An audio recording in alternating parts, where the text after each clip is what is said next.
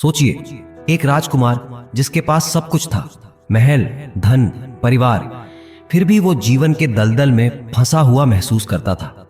इस वीडियो में खुलता है सिद्धार्थ गौतम का वो रहस्य जब उन्होंने एक रात ध्यान में डूबकर सत्य का दरवाजा खोला और बुद्ध बन गए। क्या उनकी ये यात्रा आपके अंदर की उलझन को भी सुलझा सकती है? तैयार हो जाइए, क्योंकि ये कहानी आपकी सोच बदल देगी। अभी देखना शुरू करें। अध्याय 1, दलदल का परिचय। यह अध्याय मानव जीवन की उस जटिल और अंधेरी गहराई से शुरू होता है जिसे लेखक दलदल कहते हैं। यह दलदल कोई सामान्य कीचड़ नहीं है, बल्कि वह मानसिक और भावनात्मक उलझन है जिसमें हर इंसान कभी ना कभी फंस जाता है। यह इच्छाओं का पीछा है जो कभी पूरी नहीं होती। यह भय है जो रातों को नींद चुरा लेता है। यह वह खालीपन है जो सुखों के बीच भी मन को कुरेदता रहता है। लेखक शायद इस अध्याय में सिद्धार्थ गौतम के जीवन की शुरुआत को एक कहानी की तरह पेश करते हैं जो पाठक को उनके साथ उस यात्रा पर ले जाती है। सिद्धार्थ का जन्म कपिलवस्तु के शाक्य वंश में हुआ था। उनके पिता राजा शुद्धोधन एक शक्तिशाली और सम्मानित शासक थे। सिद्धार्थ को जन्म के समय भविष्यवाणी मिली थी कि वे या तो एक महान सम्राट बनेंगे या एक संत। शुद्धोधन चाहते थे कि उनका बेटा राजा बने, इसलिए उन्होंने सिद्धार्थ को हर सुख दिया। उनके लिए सुनहरे महल बनाए गए जहां फूलों की मालाएं हर दरवाजे पर लटकती थीं। नर्तकियां दिन रात उनके सामने नृत्य करती थीं और संगीत की मधुर धुनें हवा में तैरती रहती थीं। उनकी पत्नी यशोधरा सुंदर और समझदार थी और उनका बेटा राहुल उनके जीवन का सबसे कीमती उपहार था। लेकिन इन सब के बीच सिद्धार्थ के मन में एक सवाल उठता था, क्या यह सब सचमुच सुख है? यह अध्याय उस निर्णायक दिन को चित्रित करता है जब सिद्धार्थ अपने रथ पर सैर के लिए निकले। उनके रथी छन्ना ने उन्हें शहर से बाहर ले जाया। पहले उन्हें एक बूढ़ा व्यक्ति दिखा। उसकी कमर झुकी हुई थी, हाथ कांप रहे थे और आंखों में एक थकान थी जो सालों की कहानी कह रही थी। सिद्धार्थ ने छन्ना से पूछा, यह क्या है? छन्ना ने जवाब दिया, यह बुढ़ापा है जो हर इंसान को आता है। फिर उन्हें एक बीमार व्यक्ति दिखा जो सड़क के किनारे पड़ा कराह रहा था। उसकी सांसें टूट रही थीं और उसका चेहरा पीला पड़ गया था। सिद्धार्थ ने फिर पूछा, यह क्या है? छन्ना ने कहा, यह बीमारी है जो किसी को भी हो सकती है। और फिर एक मृत शरीर दिखा। लोग उसे चिता की ओर ले जा रहे थे। उसका चेहरा शांत था, लेकिन उसकी आंखें खामोश थीं। सिद्धार्थ का दिल धड़कने लगा। उन्होंने छन्ना से पूछा, क्या यह सबके साथ होगा? छन्ना ने सिर झुकाकर कहा, हां, मृत्यु से कोई नहीं बचता। यह दृश्य सिद्धार्थ के लिए एक झटका था। उनका मन सवालों से भर गया। अगर सुख क्षणिक है और दुख अनिवार्य, तो जीवन का मतलब क्या है? लेखक यहां शायद यह बताते हैं कि सिद्धार्थ ने इस दलदल से निकलने के लिए ध्यान की ओर पहला कदम बढ़ाया। वे अपने महल में लौटे, लेकिन अब वहां की चमक उनके लिए फीकी पड़ गई थी। यह अध्याय ध्यान को एक ऐसे बीज के रूप में पेश करता है जो सिद्धार्थ के मन में बोया गया, एक बीज जो उन्हें सत्य तक ले जाएगा। यह पाठक को अपने जीवन के दलदल पर सोचने के लिए मजबूर करता है और यह सवाल उठाता है कि क्या हम भी उससे बाहर निकलने की हिम्मत जुटा सकते हैं। अध्याय 2, बुद्ध का प्रारंभिक जीवन और खोज। यह अध्याय सिद्धार्थ गौतम की उस आंतरिक यात्रा को गहराई से खोलता है जो उनके सत्य की खोज के फैसले से शुरू हुई। एक युवा राजकुमार के रूप में उनका जीवन सुखों से भरा था। उनके पिता ने उन्हें दुनिया के कष्टों से दूर रखने के लिए हर संभव कोशिश की थी। महल की ऊंची दीवारें बाहर की सच्चाई को रोकती थीं। उनके लिए मौसम हमेशा बसंत जैसा रखा जाता था। फूल खिलते थे, हवाएं ठंडी रहती थीं और हर दिन एक उत्सव की तरह था। लेकिन सिद्धार्थ के मन में जो सवाल उठे, उन्हें कोई दीवार रोक न सकी। बुढ़ापा, बीमारी और मृत्यु के दृश्य उनके मन में बार बार लौटते। वे रातों को जागते, अपनी पत्नी और बेटे को सोते हुए देखते और सोचते कि क्या यह सुख हमेशा रहेगा। एक रात जब चांद आसमान में चमक रहा था और महल में सन्नाटा छाया था, सिद्धार्थ ने फैसला किया। उन्होंने अपनी सोती हुई पत्नी यशोधरा को देखा, जिसके चेहरे पर एक मासूम मुस्कान थी। उन्होंने अपने बेटे राहुल को देखा, जो अपनी छोटी मुट्ठियों को बंद किए शांति से सो रहा था। उनका दिल भारी हो गया, लेकिन उनका संकल्प और मजबूत था। उन्होंने अपने रथी छन्ना को बुलाया और कहा, मुझे बाहर ले चलो। रात के अंधेरे में वे महल से निकल पड़े। उनके शाही वस्त्र पीछे छूट गए और वे एक सन्यासी के रूप में जंगलों की ओर बढ़ गए। यह अध्याय उनकी उस यात्रा को चित्रित करता है जो सत्य की खोज के लिए शुरू हुई। जंगलों में उनके लंबे बाल कट गए, उनके शाही कपड़े एक साधारण चीवर में बदल गए और उनका चेहरा धूल से सन गया। वे भूखे प्यासे भटकते रहे, लेकिन उनके मन में एक आग जल रही थी। वे पहले आलार कलाम नाम के एक प्रसिद्ध गुरु के पास पहुंचे। आलार एक महान ध्यान साधक थे। उन्होंने सिद्धार्थ को गहरे ध्यान की कला सिखाई और उन्हें आकिंचन्यायतन तक ले गए, एक ऐसी अवस्था जहां मन पूरी तरह शून्यता में डूब जाता है। सिद्धार्थ ने इसे हासिल किया। वे उस अवस्था में घंटों बैठे रहे, जहां न कोई विचार था न कोई भावना। लेकिन जब वे उससे बाहर आए तो उन्होंने आलार से कहा, यह शांति देता है, लेकिन यह दुख का अंत नहीं है। आलार ने कहा, यह सबसे ऊंची अवस्था है जो मैं सिखा सकता हूं। सिद्धार्थ ने उनका सम्मान किया, लेकिन आगे बढ़ गए। फिर वे उद्दक रामपुत्र के पास गए। उद्दक भी एक महान गुरु थे।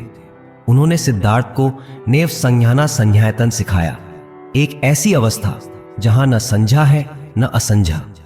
यह एक और गहरी समाधि थी। सिद्धार्थ उसमें डूब गए। उनका मन एकदम शांत हो गया, जैसे कोई सरोवर जिसमें एक भी लहर न हो। लेकिन फिर भी जब वे उससे बाहर आए तो उन्हें लगा कि यह अंतिम जवाब नहीं है। यह अध्याय उनकी इस खोज को विस्तार से बताता है कि कैसे वे पारंपरिक तरीकों से संतुष्ट नहीं हुए।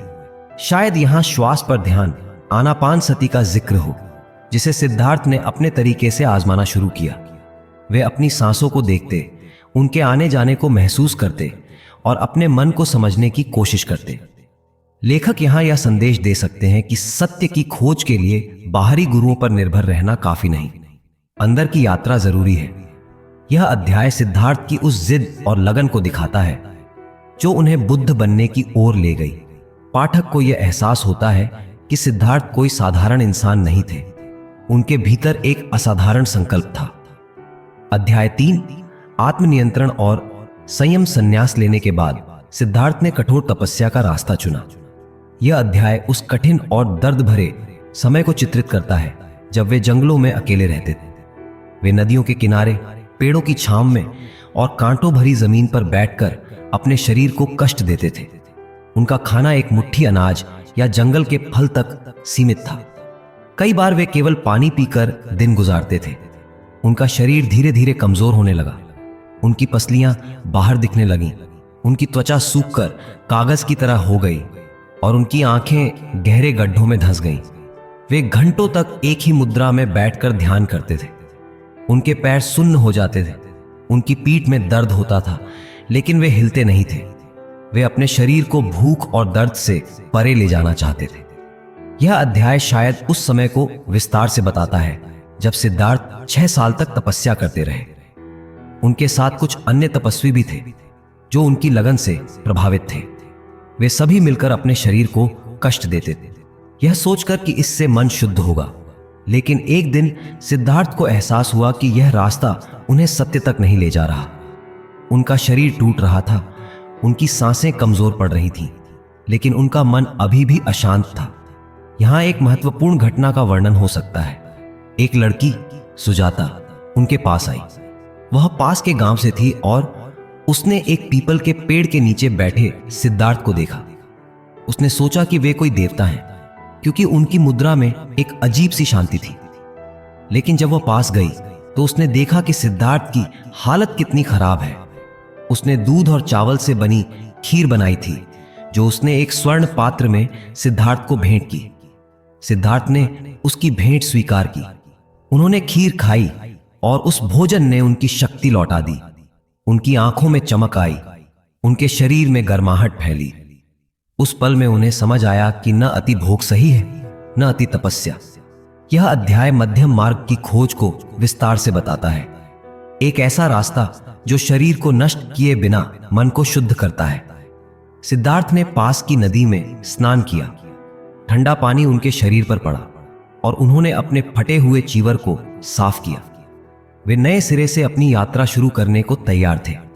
लेखक यहां यह समझा सकते हैं कि ध्यान का असली मतलब केवल मन को दबाना नहीं, बल्कि उसे संतुलित और जागरूक बनाना है। यह अध्याय पाठक को यह सिखाता है कि जीवन में संयम कैसे अपनाया जाए, न बहुत ज्यादा लालच, न बहुत ज्यादा त्याग। सिद्धार्थ ने समझा कि शरीर एक वाहन है जिसे सत्य तक पहुंचने के कंकरेंट लिए स्वस्थ रखना जरूरी है। यहां से उनका रास्ता जागृति की ओर मुड़ता है और यह अध्याय उस मोड़ की नींव रखता है। अध्याय 4, बोधि वृक्ष के नीचे जागृति। यह अध्याय बुद्ध के जीवन का सबसे गहरा, सबसे प्रेरक और सबसे महत्वपूर्ण क्षण है, उनकी जागृति। सिद्धार्थ ने बोधगया में एक पीपल के पेड़ के नीचे बैठने का फैसला किया। यह कोई साधारण पेड़ नहीं था।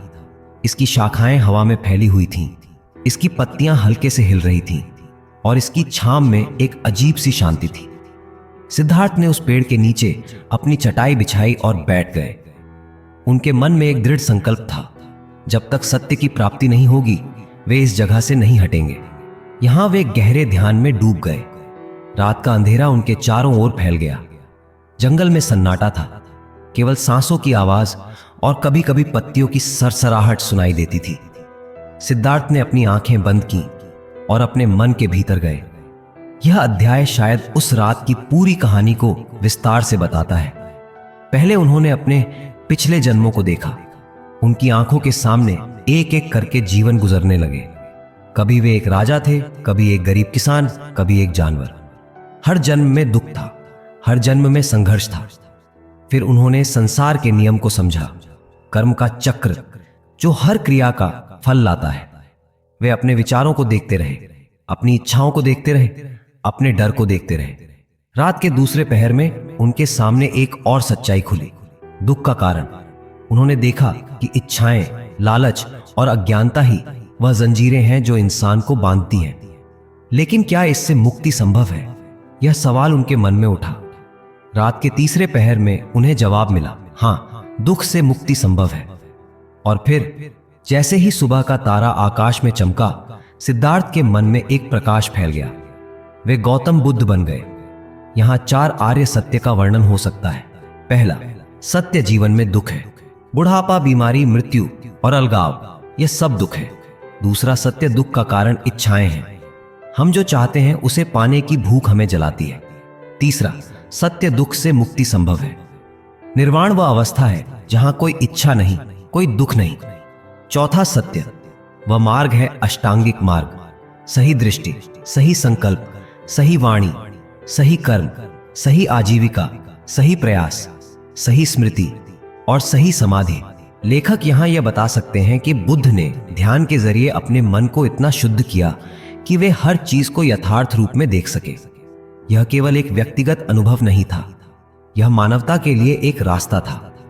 यह अध्याय उस शांति और ज्ञान को चित्रित करता है जो बुद्ध ने हासिल किया। उनकी आंखें खुलीं और उनके चेहरे पर एक हल्की मुस्कान थी। जंगल की हवा उनके चारों ओर बह रही थी और वह पीपल का पेड़ उनकी जागृति का गवाह बन गया। यह अध्याय पाठक को यह सोचने के लिए प्रेरित करता है कि क्या वे भी अपने जीवन में इस तरह की जागृति पा सकते हैं। यह एक ऐसी कहानी है जो आत्मा को झकझोर देती है और मन को शांत कर देती है। अध्याय 5, ध्यान का प्रसार और शिक्षाएं। जागृति के बाद बुद्ध ने अपने ज्ञान को दुनिया के साथ बांटने का फैसला किया।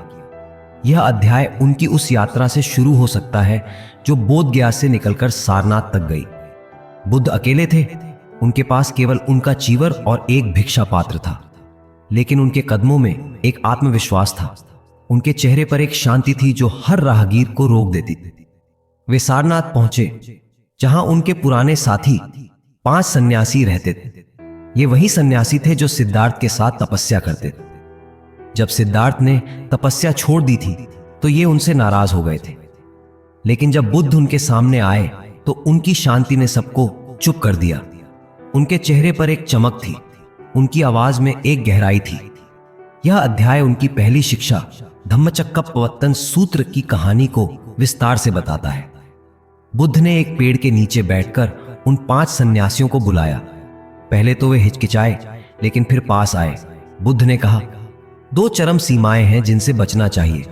एक है भोग में डूबना, दूसरा है शरीर को कष्ट देना। मैंने मध्यम मार्ग पाया है।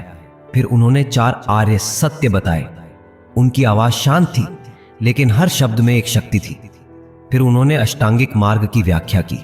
सही दृष्टि यानी सच्चाई को देखना, सही संकल्प यानी अच्छे विचार रखना, सही वाणी यानी सच और प्रेम से बोलना, सही कर्म यानी दूसरों को नुकसान न पहुंचाना, सही आजीविका यानी ईमानदारी से जीना, सही प्रयास यानी मन को शुद्ध करने की कोशिश करना, सही स्मृति यानी जागरूक रहना, और सही समाधि यानी गहरे ध्यान में डूबना।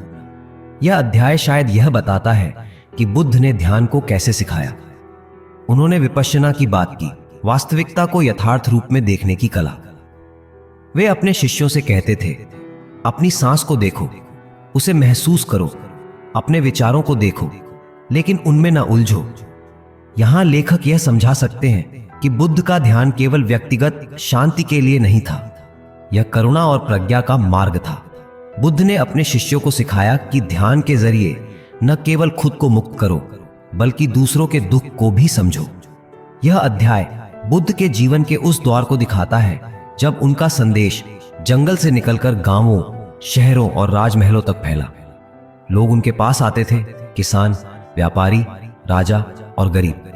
बुद्ध सबको एक ही संदेश देते थे, ध्यान करो, जागरूक रहो, करुणा से जियो। यह अध्याय पाठक को यह संदेश देता है कि ध्यान एक ऐसी शक्ति है जो न केवल हमें बदल सकती है, बल्कि दुनिया को भी बेहतर बना सकती है। यह बुद्ध की उस विरासत की कहानी है जो आज भी जीवित है।